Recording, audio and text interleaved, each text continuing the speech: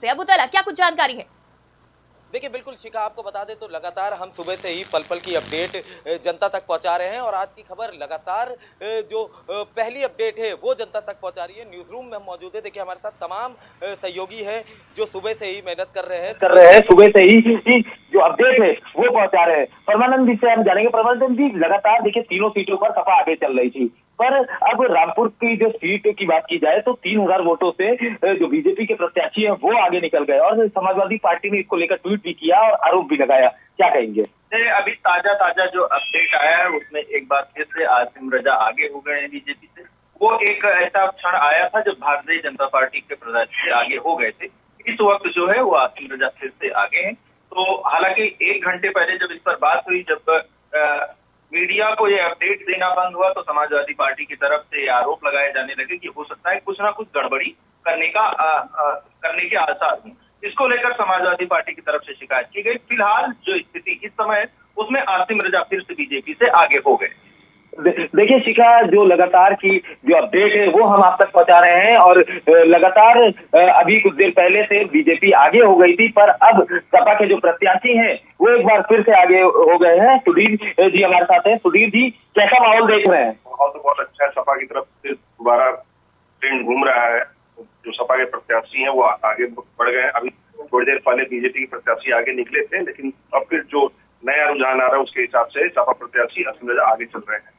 इस बार डिम्पल यादव ने रिकॉर्ड तोड़ दिया। मुलायम सिंह यादव भी एक बार 1 लाख वोट से जीते थे, आगे थे, पर इस बार डिम्पल यादव 1.5 लाख वोटों से अभी तक आगे चल रही है। तो क्या देखते हैं इसको, कैसे देखते हैं? इसमें ये कहना चाहेंगे कि डिम्पल को सपोर्ट बहुत मिला है, खासकर जब जो समाजवादी पार्टी का कुनबा एक साथ आ गया उससे इनको बहुत ज्यादा फायदा मिल रहा है। तमाम बीजेपी के लोग सिंपैथी की बात कर रहे थे कि और भी लोग कह रहे थे सिंपैथी की वजह से इनको वोट मिलेगा। तो नहीं, सिंपैथी तो मिल ही रहा है, इसमें कोई नो डाउट नहीं है, लेकिन जो एक साथ सारे कुनबे के लोग आ गए हैं उसका भी कहीं ना कहीं फायदा मिल रहा है। देखिए शिखा, पल पल की जो अपडेट है वो लगातार हम अपने दर्शकों तक पहुंचा रहे हैं और सबसे पहले आज की खबर जो ताजा अपडेट है वो पहुंचा रहा है। और हमारे साथ देखिए पंकज तिवारी जी भी है जो लगातार सुबह से हर एक मुद्दे पे अपडेट दे रहे हैं, चाहे वो गुजरात इलेक्शन हो, चाहे वो हिमाचल की बात करें, चाहे यूपी इलेक्शन की बात करें। तिवारी जी, आप लगातार अपडेट दे रहे हैं, अभी ताजा की अपडेट क्या है? देखिए, जो कि यूपी की बात की जाए तो मैनपुरी लोकसभा सीट पर डिम्पल यादव अभी फिलहाल 1,90,000 वोटों से आगे चल रही हैं और ये जो आंकड़ा है वो कहीं न कहीं अपने आप में बहुत बड़ा आंकड़ा है, रिकॉर्ड तोड़ आंकड़ा है, जिसको पार करना या वहां तक पहुंचना बीजेपी के लिए इस समय नामुमकिन सा साबित होगा। और एक तरह से अभी से माना जा रहा है कि मैनपुरी लोकसभा सीट पर डिम्पल यादव की जो जीत है वो तय है। खतौली जो दूसरी सीट है वो जाटलैंड की सीट है, पहले से ही राष्ट्रीय लोक दल की सीट रही है, लेकिन बीच में ये बीजेपी के हाथ में आ गई थी और विक्रम सैनी की वहां से विधायक थे। उनके जाने के बाद से उनकी पत्नी को टिकट दिया गया है। बीजेपी का मानना था कि चूंकि पुराना जो वोट है विक्रम सैनी का वो कहीं न कहीं जुड़ेगा और उनके पति के ऊपर राजकुमारी सैनी के पति के ऊपर यानी विक्रम सैनी के ऊपर जो आरोप लगे हैं उनका कुछ न कुछ सिंपैथी वोट वहां बीजेपी को मिल जाएगी और फिर बीजेपी आसानी से इस सीट को अपने कब्जे में ले लेगी। लेकिन ऐसा वहां पे चूंकि नहीं हुआ और वहां पे जो राष्ट्रीय लोक दल और समाजवादी पार्टी का जो गठबंधन है, गठबंधन प्रत्याशी मदन भैया वहां की आगे चल रहे हैं। रामपुर की जो सीट है माना जा रहा था कि बीजेपी वहां कहीं ना कहीं अपना कब्जा जमा लेगी, क्योंकि आजम खान के जो अधिकार वहां से लिए गए उनके ऊपर आरोप लगाए गए, आजम खान बार बार जेल गए, तो बीजेपी के लिए एक अवसर था, लेकिन वो भी अवसर कहीं ना कहीं अब जाता नजर आ रहा है। कुछ देर पहले वहां से आकाश सक्सेना जो बीजेपी के प्रत्याशी हैं वो बढ़त बनाए हुए थे 2,500 लगभग वोटों से, लेकिन अब वो बढ़त फिर से नीचे आ गई है और वहां से आसिम रजा जो है फिर एक बार जो है कि यानी समाजवादी पार्टी के जो वहां पे प्रत्याशी हैं वो कहीं ना कहीं ऊपर जाते दिख रहे हैं। तो यूपी की जो तीनों सीटें हैं यहाँ पर समाजवादी पार्टी की पकड़ मजबूत होती जा रही है।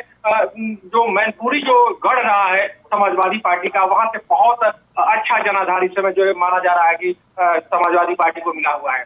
मैनपुरी रघुराज साक्ष्य की बात की जाए तो पैतृक जो गांव हुए उनका, वहां से ही उनको वोट नहीं मिल पाए। वहां पे भी अगर देखा जाए तो डिम्पल यादव को वहां से ज्यादा वोट मिले, क्या वजह रही होगी? देखिए, चूंकि रघुराज साक्ष्य हो या तमाम जो बड़े नेता है वहाँ के, माना जाता है कि वहाँ के का जो भी व्यक्ति है जब राजनीति की शुरुआत करने के लिए उतरा तो वो कहीं ना कहीं समाजवादी पार्टी का ही दामन थाम के उतरा। तो रघुराज साक्य भी पर्चा दाखिला से पहले जब आए तो कहे कि चूंकि हम मुलायम सिंह यादव और शिवपाल यादव के शिष्य हैं और वो हमारे राजनीतिक गुरु हैं, उनको ये लग रहा था कि कुछ ना कुछ इसका फायदा उनको इस चुनाव में मिलेगा, लेकिन ऐसा कुछ हुआ नहीं, क्योंकि ये सपा से उनका जो पुराना जुड़ाव रहा है वो भी जनता कहीं ना कहीं देख रही है, क्योंकि नेताजी की पकड़ बहुत मजबूत थी और वो मैनपुरी जो है कि समाजवादी पार्टी का गढ़ है, किला है, भेद्य दुर्ग माना जाता है, तो उसको भेजना बीजेपी के लिए इतना आसान नहीं है। और पहले भी ये कयास लगाए जाते थे कि बीजेपी तैयारी तो कर रही है लेकिन बहुत मुश्किल होगा, और वो इस समय साफ दिख रहा है। डिंपल यादव को जनता ने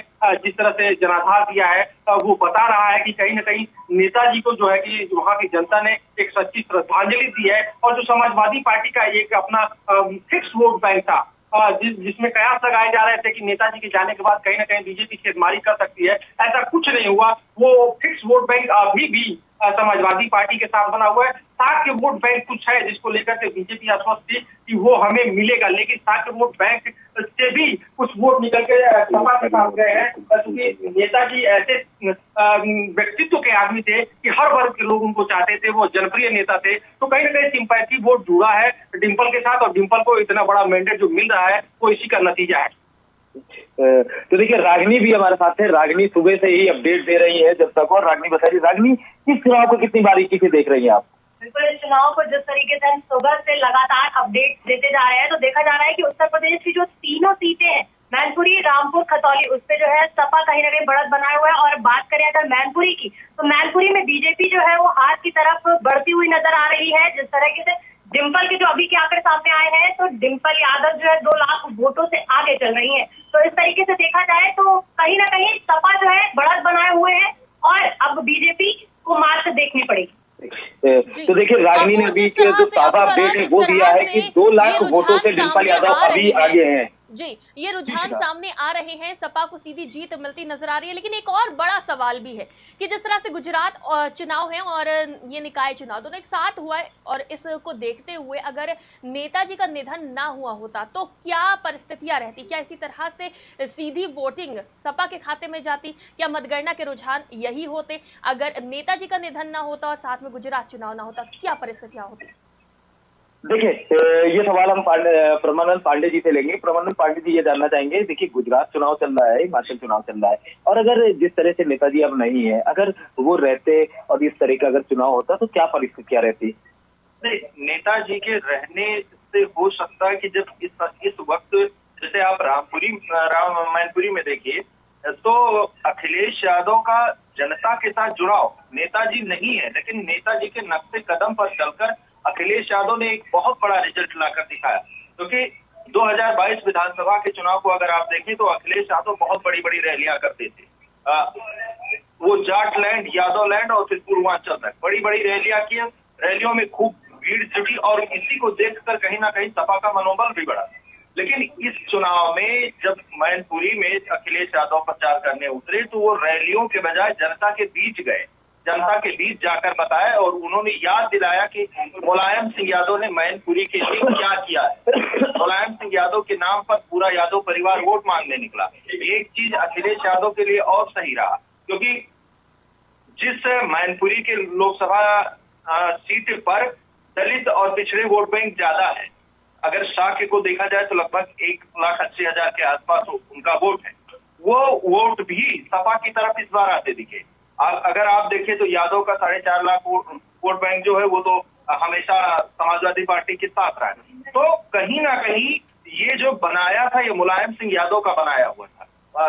आप देखेंगे तो मैनपुरी के चुनाव में ना जिस तरह से भारतीय जनता पार्टी विधानसभा चुनाव में वो आरोप लगाती थी गुंडागर्दी का, वो कहती थी कि जहां लाल टोपी दिखे, लाल टोपी मतलब खतरा, तो उस तरह के खतरे नहीं थे यहाँ, ना मुद्दे थे, ना ही मैनपुरी में कोई बहुत बड़े सवाल थे। मैनपुरी में सिर्फ एक चीज ये था कि मुलायम सिंह यादव यहाँ के मसीहा रहे हैं, और उनके जाने के बाद जो सिंपैथी थी वो जातीय आधार पर नहीं, वहां की मानवता के आधार पर पूरी की पूरी सपा के साथ आई। यही कारण है कि उनकी बड़ी बहू डिंपल यादव विरासत की सबसे बड़ी दावेदार बनकर। प्रमानंद जी रोकना चाहेंगे, देखिए इस वक्त की बड़ी खबर जो आ रही है हम आपको बताते तो शिवपाल यादव की पार्टी का सपा में विलय हो गया है, कैसे देखते हैं इसको? नहीं, ये निश्चित ये होना भी था, और आज ना होता तो ये एक हफ्ते बाद होता या 2-4 दिन बाद होता। ये बिल्कुल अखिलेश यादव को ये चीज अब समझ में आ गई कि दरअसल चाचा से मुंह मोड़ के सियासी सफलता कभी नहीं मिल सकती।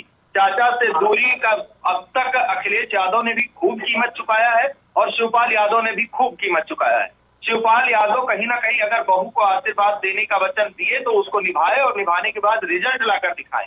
अब इससे पहले आप देखिए कि अभी पिछले दिनों शिवपाल यादव ने ये भी दावा किया था कि अगर विधानसभा चुनाव में सपा अगर कोई बड़ी जिम्मेदारी दी होती तो कहीं ना कहीं जो परिणाम आए थे वो और बेहतर होते। ये जो आया है ये कहीं ना कहीं समाजवादी पार्टी के उन विचारधारा के लिए भी हितकारी है और सपा के लिए भी हितकारी है। अखिलेश यादव ये समझ चुके हैं कि दरअसल जो यादव लैंड है वहां पर चाहे वो करहा हो या मैनपुरी और इस बीच बड़ी खबर सामने आ रही है, शिवपाल यादव की पार्टी का सपा में विलय। इस वक्त की बड़ी खबर सामने आ रही है, जहां आज सुबह से मतगणना चालू है और इस बीच बड़ी खबर शिवपाल यादव ने सपा का झंडा थाम लिया है। इस वक्त की बड़ी खबर सामने आ रही है, शिवपाल ने अपनी पार्टी का विलय कर लिया है। शिवपाल यादव की पार्टी का सपा में विलय हो गया है। इस वक्त की सबसे बड़ी खबर सामने आ रही है, शिवपाल यादव ने सपा का झंडा स्वीकार किया।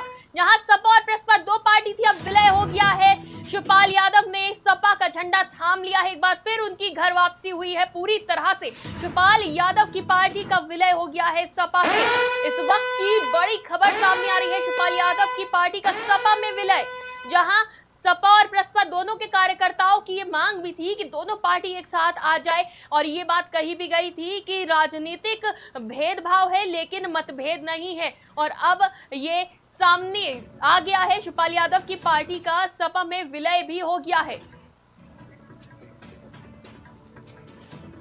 और इस वक्त की जो ये सबसे बड़ी खबर सामने आ रही है, कहीं ना कहीं सपा और प्रसपा दोनों ही कार्यकर्ताओं के लिए और दोनों के ही चाहने वालों के लिए ये बड़ी खबर है। और हमारे साथ संवाददाता अबू तला जुड़े हुए हैं। अबू तला, जिस तरह से बड़ी खबर सामने आई है, दोनों ही पार्टी एक साथ हो गई हैं, दोनों कई बार साथ आए अलग हुए, लेकिन नेताजी के जाने के बाद जिस तरह से एक हुए हैं, क्या लगता है ये कितना बड़ा बदलाव रहेगा सपा प्रसपा के लिए?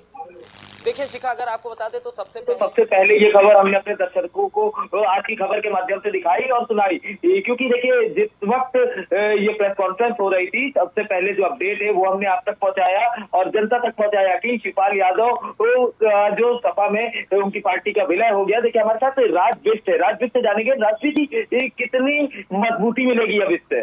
जी बिल्कुल, उससे क्या कहते हैं, अभी तक जहाँ चाचा भतीजे में लड़ाई चल रही थी उससे कहीं न कहीं पिछले में देखा गया कि सपा को हार मिली और आज दोबारा अगर ये दोनों एक हो रहे हैं, ये पहले भी कुछ दिन पहले तस्वीरें हमें दिखी मंच से अखिलेश यादव शिवपाल जी के पैर छूते हुए दिखे, तो कहीं ना कहीं मैसेज जा रहा था कि यहाँ से नेताजी की सीट है वो ना जा पाए, तो कहीं ना कहीं वो एकजुटता आज दिखी और अच्छा रिजल्ट मिला। और उसी में क्या कहते हैं, कहीं ना कहीं शिवपाल यादव को जो चीजें पहले बोलनी थी वो शायद वेट कर रहे थे कि ये चीजें आज बोले, तो कहीं ना कहीं ये दोनों जुड़ेंगे तो मुझे लगता है कि आने वाले अभी जो भी चुनाव आगे होंगे तो उसमें कहीं ना कहीं सपा अच्छा खेलेगी।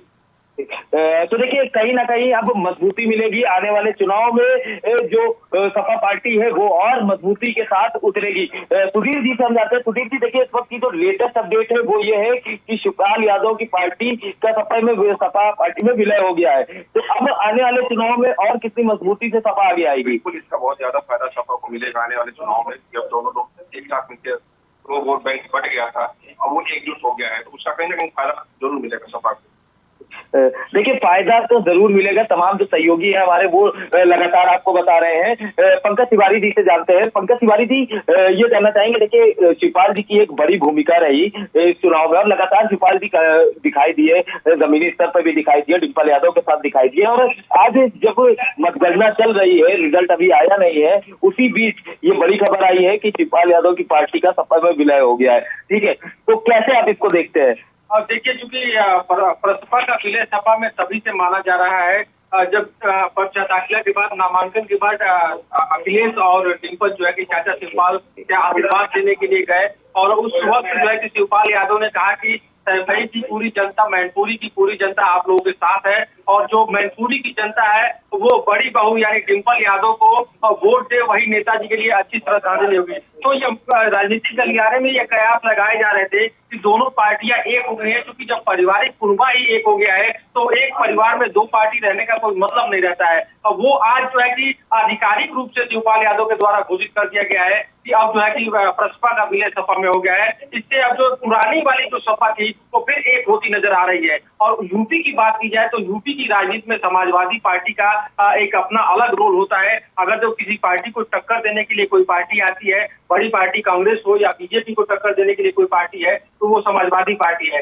इससे चूंकि अब यूपी में निकाय चुनाव होने वाले हैं, इसमें भी आप देखिएगा कि समाजवादी पार्टी की तरफ से बेहतर प्रदर्शन होगा और जो आने वाला लोकसभा है उसमें भी सपा कुछ अच्छा कर गुजर जाएगी। क्योंकि जब दोनों पार्टियां अलग हुई थी, शिवपाल अलग हुए थे मुलायम से और अखिलेश से, प्रसपा का गठन हुआ था, तो वो जो सपा वोट बैंक है वो कहीं ना कहीं बिखरा था। कुछ वोटर ऐसे थे जो सस्पेंस में हरदम रहा करते थे कि हम तो सपाई हैं और सपाई नेताजी भी हैं और सपाई चूंकि जो शिवपाल यादव है वो भी है, तो शिवपाल की तरफ रहे, शिवपाल खेमे में रहे या नेताजी के खेमे में रहे। तो ये जो सस्पेंस है वो कहीं ना कहीं अब खत्म होता जा रहा है और जो पुराने सपाई थे फिर एकजुट होंगे और इसका बेहतर नतीजा जो है कि आने वाले चुनाव में, चाहे वो निकाय चुनाव हो या लोकसभा चुनाव हो, दोनों में देखने को आपको मिल सकता है।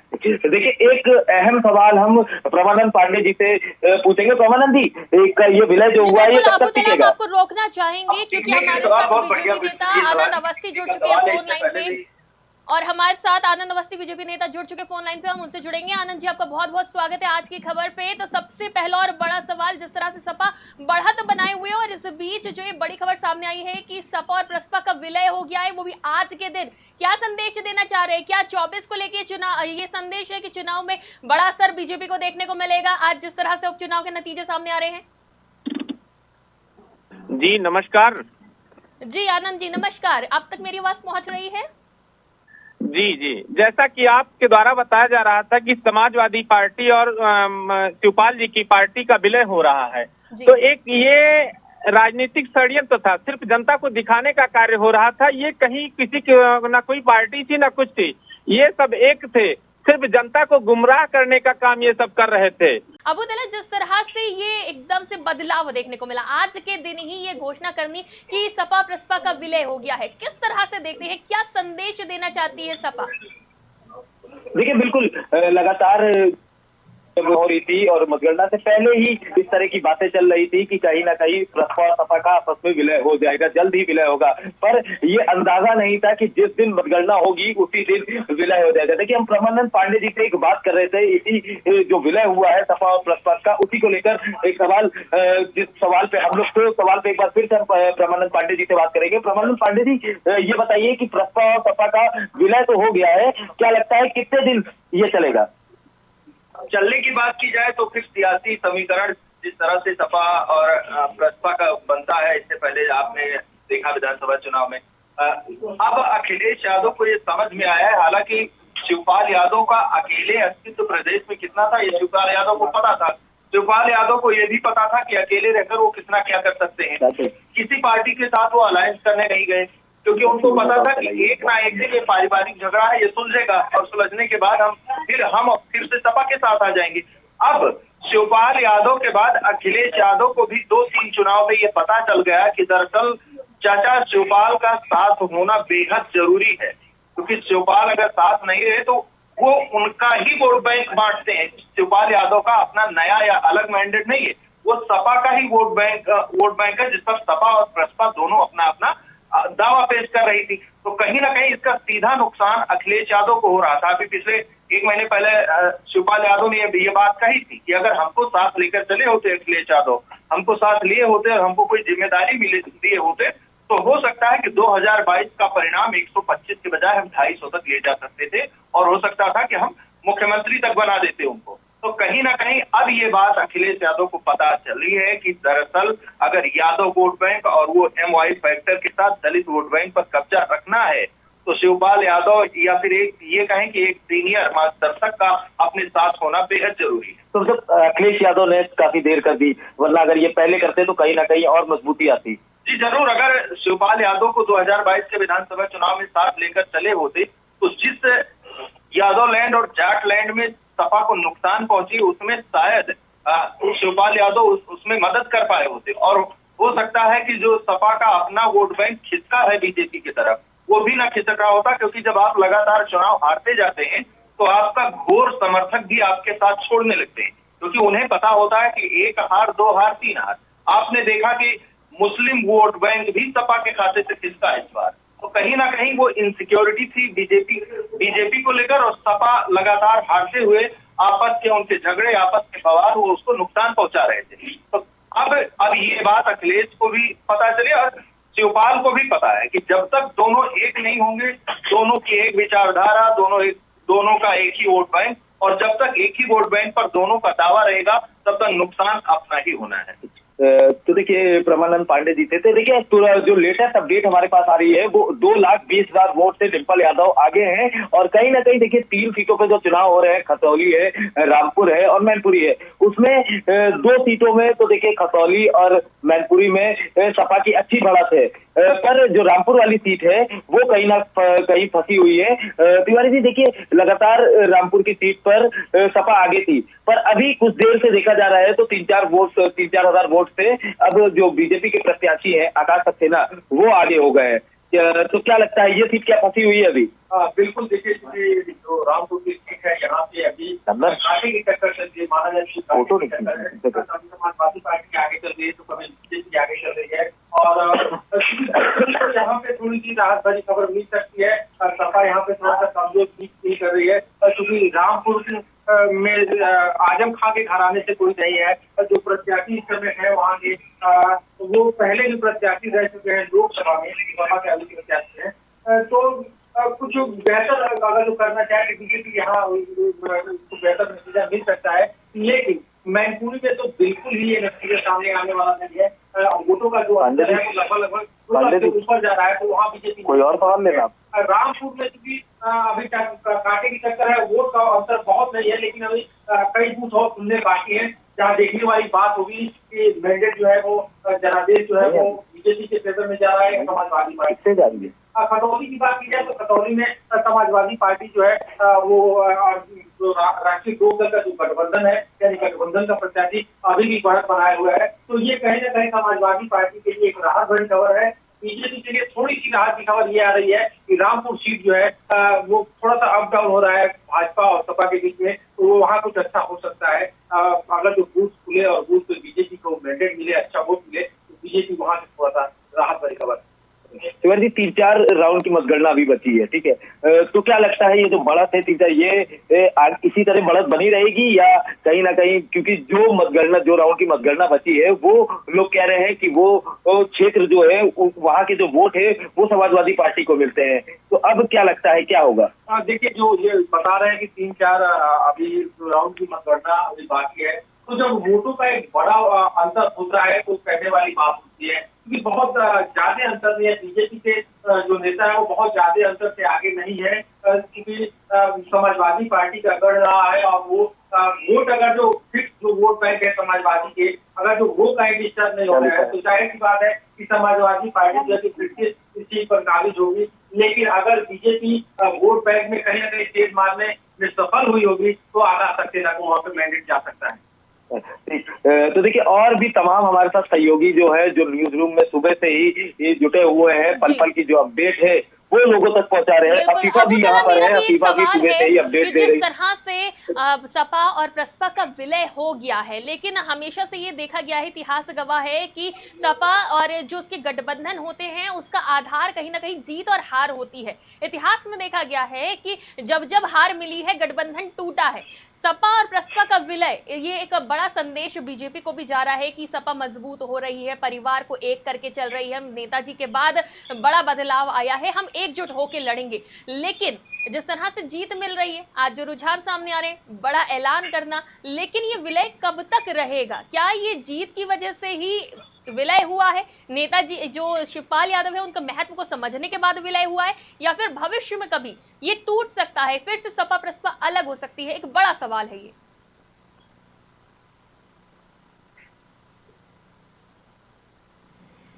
आपको मेरी आवाज मिल रही है अबू तला? जी शिखा एक बार सवाल जो है आपका फिर से सुनना चाहेंगे।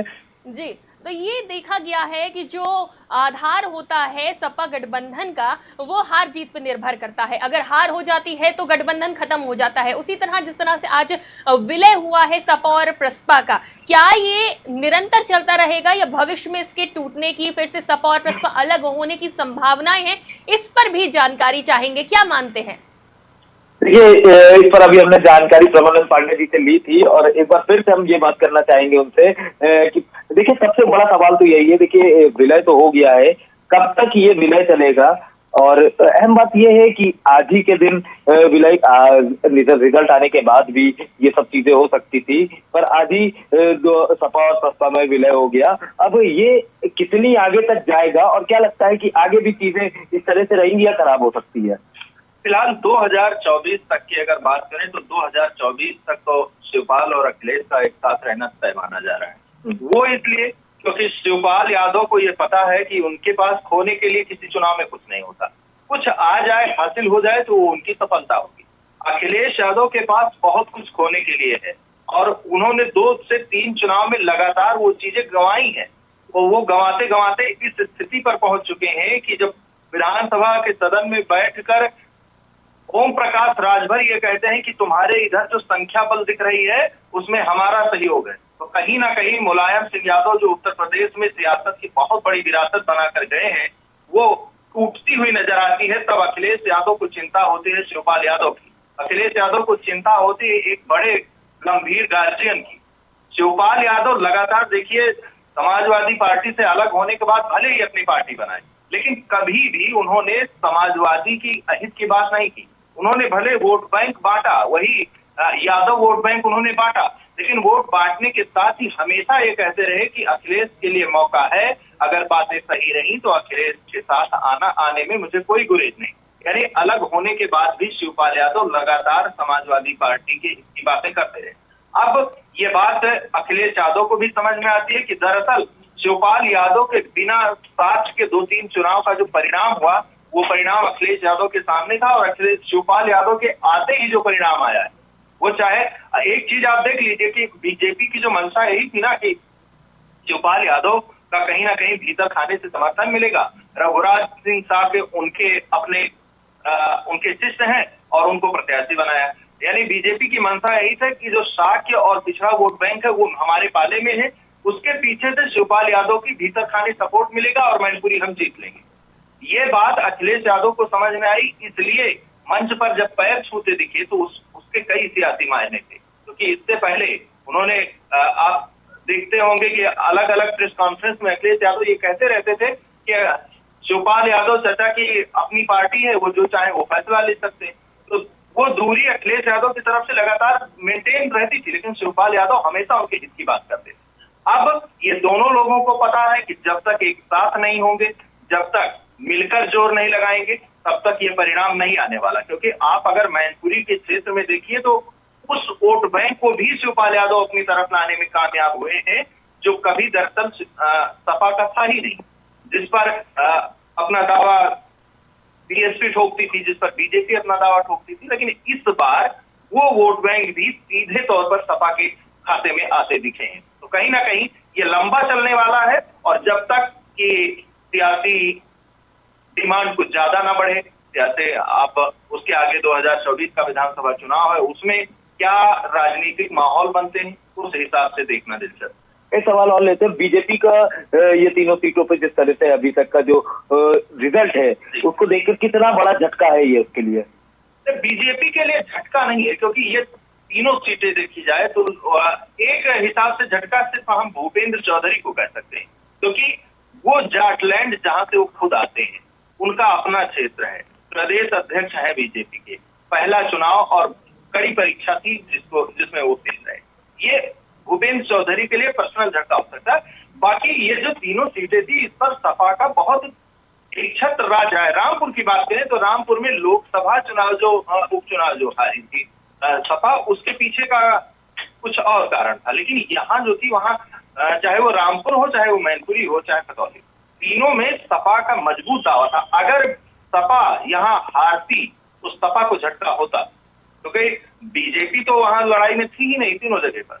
और अगर बीजेपी जीतती तो बीजेपी की जीत होती, बीजेपी को झटका नहीं होगा।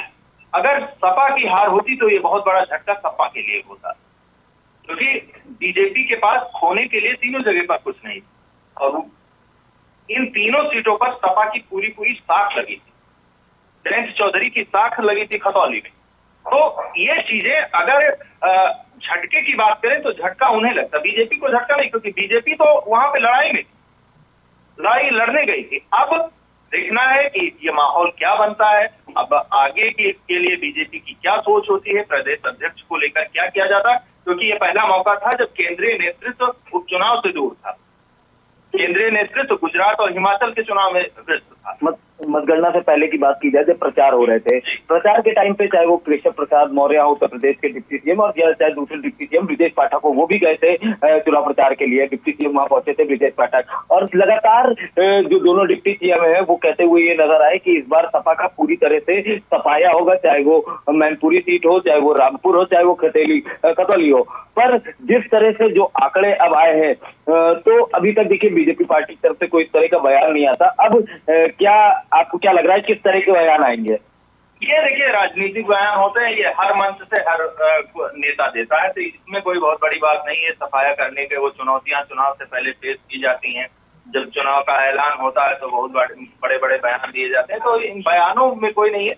हाँ, ये है कि जिस तरह से अखिलेश यादव की पार्टी ने जीत दर्ज की है, वो आने वाले भविष्य के लिए बीजेपी को सोचने पर मजबूर कर देगी, क्योंकि अगर देखा जाए वो मैनपुरी हो या रामपुर, वो वोट बैंक सपा के पाले में गया है जो दरअसल उसका नहीं था। दलित वोट बैंक को लेकर हाँ, अखिलेश यादव कभी इस पर कोई बयानबाजी नहीं करते। दलित और पिछड़े वोट बैंक पर अखिलेश यादव कभी इधर उधर कभी वो कमेंटबाजी नहीं करते, तो उसका फायदा कहीं ना कहीं अखिलेश यादव को मिलता दिख रहा है। दूसरी चीज, चंद्रशेखर आजाद का 2 सीटों पर रामपुर और मैनपुरी में, दोनों में अखिलेश का समर्थन करना कहीं ना कहीं ये भी एक नया इशारा है कि आने वाले समय में क्या चंद्रशेखर आजाद जब अलायंस की बात आएगी तो बड़ी बार्गेनिंग करने के लायक होंगी। क्योंकि अगर देखा जाए तो शाह के वोट बैंक से लेकर और वो तमाम दलित वोट बैंक थे जिसके लिए उन्होंने आकर अखिलेश यादव का समर्थन किया, अखिलेश यादव के लिए वोट मांगा, और आज जब परिणाम आया है तो उस परिणाम में वो चीजें नजर आ रही हैं। तो कहीं ना कहीं आने वाले समय में ये यूपी में सियासत की एक नई दिशा दिख रही है।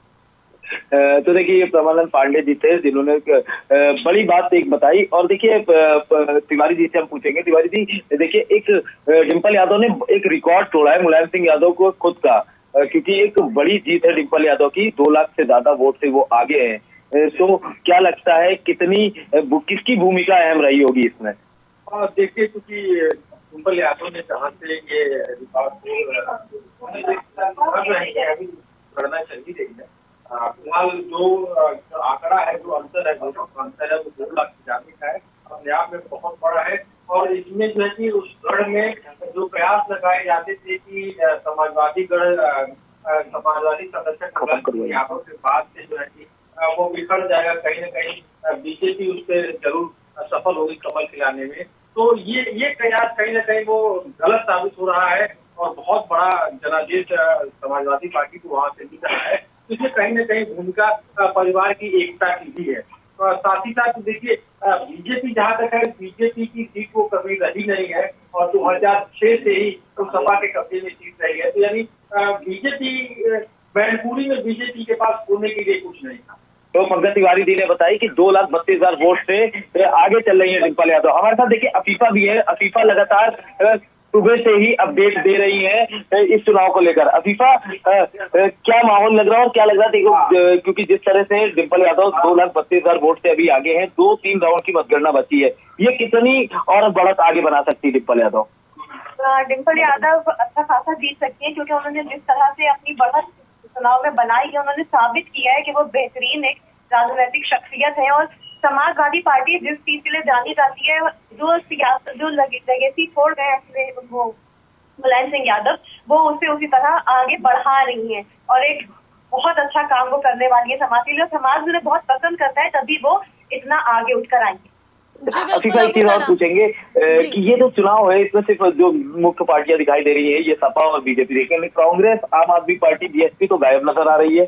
देखिए ये पूरा मैनपुरी एक तरह से सपा का गढ़ है और वहाँ पे सपा का जितना बोलबाला है, जितनी मजबूत है सपा वहाँ पे इस बात से ये बात साबित है कि वहाँ पे सपा को ही आगे आना था और कांग्रेस पहले से पीछे हो गई। वहीं पे बहुजन समाजवादी पार्टी भी आगे नहीं आई। तो ये बात एक तरह से बहुत ही मजबूती से साबित कर रही है कि कितनी मजबूत है सपा अपने राज्य मैनपुरी।